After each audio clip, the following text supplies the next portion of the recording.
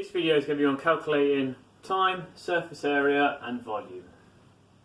Learning objectives for this one are to be able to calculate time from speed and distance, to be able to calculate surface area and volume, to make a model of a train and a tunnel, and to use STEM, so that's science, technology, engineering and maths skills to achieve gauge clearance for your train.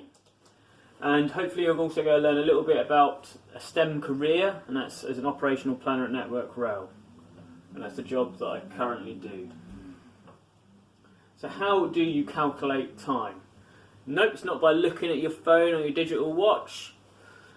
For this case, let's assume you know the distance something is travelling and the speed that the object is going. So how would you calculate time? Have a think about that before I show you the answer. And here's the reveal. So these are some formula triangles for calculating distance, time and speed. So when you're calculating distance, it's speed times time. When you're calculating time, it's distance divided by speed.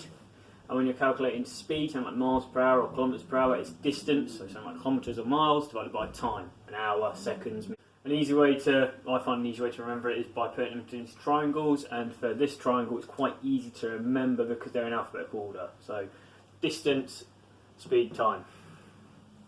And that's how I remember it. Alright, so next, trains travel at different speeds. Now, hands up, I'm not a crank, I don't know that much about trains, I'm trying to learn a bit more, but when you train to become an operational planner, you do learn a little bit, and hopefully I'll be learning more as I go on and work and do this job. I'm almost a year into the job now, so I'm starting to pick stuff up. But we have head codes, so there's different head codes to denote different things. And for freight trains, they either start with a 4, a 6, or a 7. If it starts with a 4, its top speed is going to be 75 miles per hour. If it starts with a 6, it's going to be 60 miles per hour. If it starts with a 7, it's going to be 45 miles per hour. I know it'd be a lot easier if those two were around the other way for remembering, but that's just the way it works. So they're your top speeds for your freight trains. So when working out sectional running times, the SRTs, and that's just how long it will take a train to go from point A to point B on a track. So we have different timing points, and it's just how long it takes a train to go from one of those timing points to the next timing point. There are several different variables you have to think about when trying to work out these SRTs, these sectional running times. What do you think these might be? And I'm going to give you some visual clues. So what do you reckon this one might be? Have a go at working out, pause if you want to, and the answer to this one is line speed. Line speed. So that's how fast a train can travel on that line, that section of track. So there might be, on certain tracks a train can travel faster, there's various reasons for that.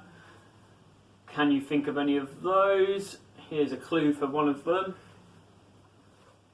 The answer to this one is gradient.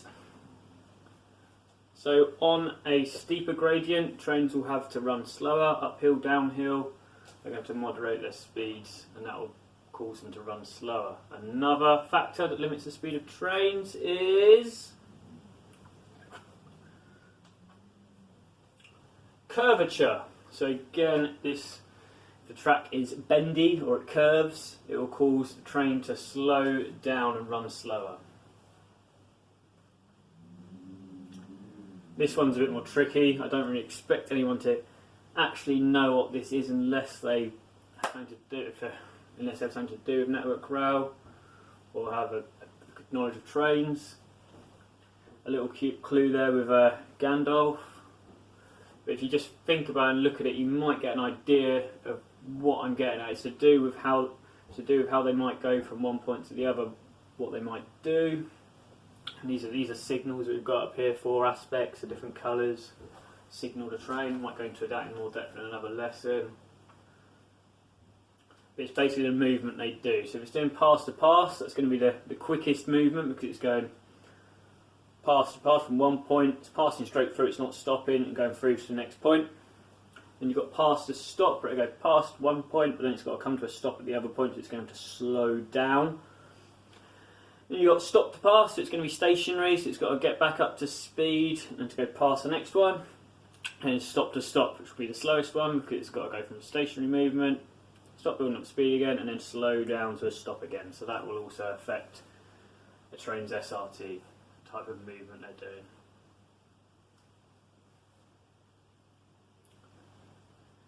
So train planners can also influence how quickly a train travels by using different allowances to slow the train down.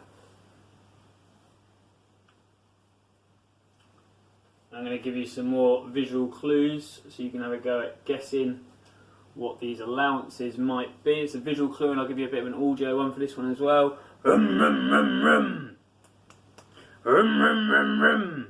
What might that be called? It's engineering time.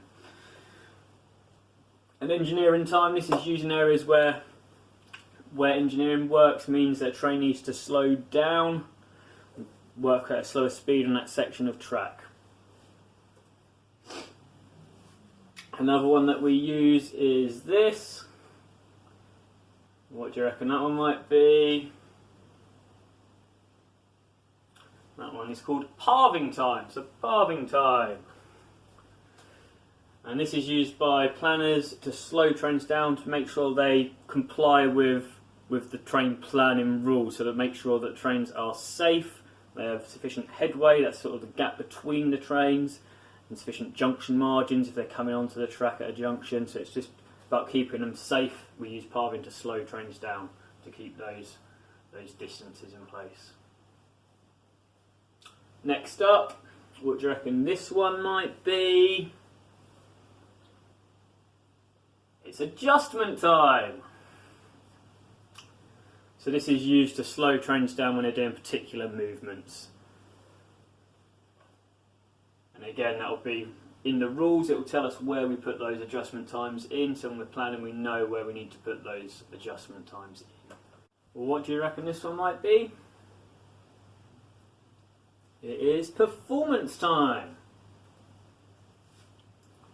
So performance time is used by train and freight operating companies to change the speed of a train, and it's used also when a train is arriving or departing a station at midnight, because this doesn't work with our train planning software, so we can't have a train leaving or arriving at a station at midnight, so we have to tweak it with these little adjustments and performance allowances.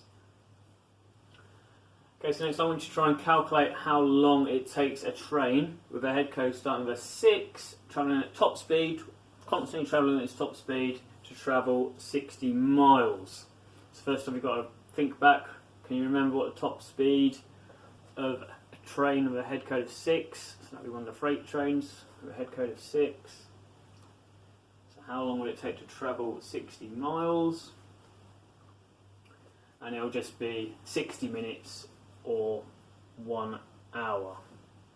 To work this one out, you are trying to work out time, so you do distance divided by speed. So you've got a distance 60 miles, speed 60 miles per hour, so it's basically 60 divided by 60, and that leaves you with your hour. Our network rail, we use lots of different units, so we're often converting between these different units, and one of the units we use is called chains. I'd never heard of this before I started working at network rail. I don't play a lot of cricket, maybe that's the reason, but apparently it's the length between the stumps on a cricket pitch, so between the stumps is a 1 chain, which is 22 yards or 2012 centimetres. Just put a little link in there to the Mighty Boosh, and you might want to check that out. Bit of comic entertainment. So 1 chain is 22 yards, 1 mile is made up of 80 chains. what I want you to do is work out for a section of track that is 2 miles and 42 chains long, and for a train that is travelling at 75 miles per hour, what head code would that be? Have a little think and go back and check. Throughout this section, so the train's going at 75 miles per hour throughout, section of 2 miles and 42 chains, how much time would it take for the train to complete this section? What's its SRT for this section? So the first step here is to convert the chains into miles. To do that we use conversion that 1 mile is 80 chains. So we do 1 divided by 80 to convert 1 chain into miles, and then times it by 42 to tell you how many miles in 42 chains, and you should end up with the answer 0.525. Add the 0.525 onto the miles and you end up with a total of 2.525 miles.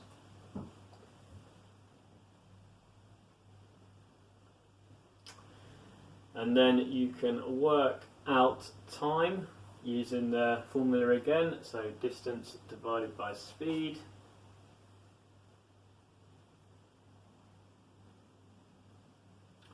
So we've got our distance, we've got our speed, so distance 2.525 miles, and our speed 75 miles per hour, and that would be a class 4, or head code begins with a 4 for the freight train there.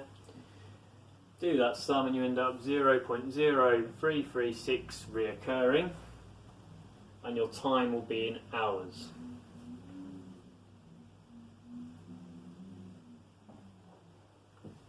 To convert this into minutes, we know that there's 60 minutes in an hour, so times by 60 to convert from hours to minutes, and you end up with just over 2 minutes, so 2.02 minutes, which would round down to the nearest half minute, which in this case would be 2 minutes, and that would give us the sectional running time for that specific train on that specific bit of track.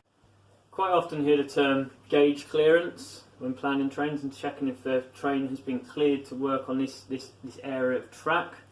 The gauge in the UK, the standard gauge is 4 foot 8 inches, 8.5 inches, so 4 foot 8.5 inches, about the height of a 10-year-old kid. Not that wide, but that is the gauge for the trains to run on. So that's how the trains run along on their wheels along that track. This isn't the same throughout the world. Put a little map up here showing how gauge is different. You can see it's pretty much the same throughout most of Europe, not including Spain, Portugal and the Republic of Ireland. Another thing to consider for gauge clearance is the size of tunnels. So certain trains won't even be able to fit through certain tunnels depending on their size. Things like bridges also affect gauge clearance because bridges will only be able to take a certain weight of train. So this often affects freight planning. So when people are trying to plan the freights, they have to take specific routes and they have to follow a specific form which will tell you which routes they can take. So I've got an activity for you around gauge clearance. I want you to make a train out of household items, anything you can find. You can get permission first, obviously, and try and make a train out of those items.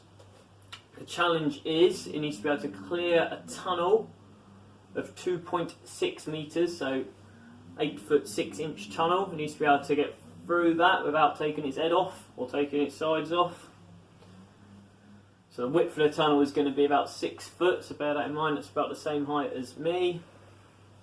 So it's only that wide, and a bit taller, up to the ceiling sort of thing, a bit higher. Obviously, you're probably not going to make it in a scale of 1 to 1, but if you do, that'd be amazing. Although if you can make it, and you can make it to scale, so I know half size, quarter size, a tenth of the size, that would be brilliant. Bonus points if you can do that.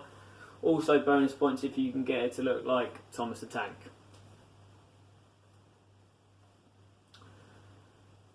The tunnel, that's the tunnel that we want you to try and get through, the imaginary tunnel.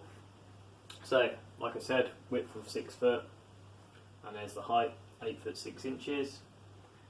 If you fancy using metric, feel free.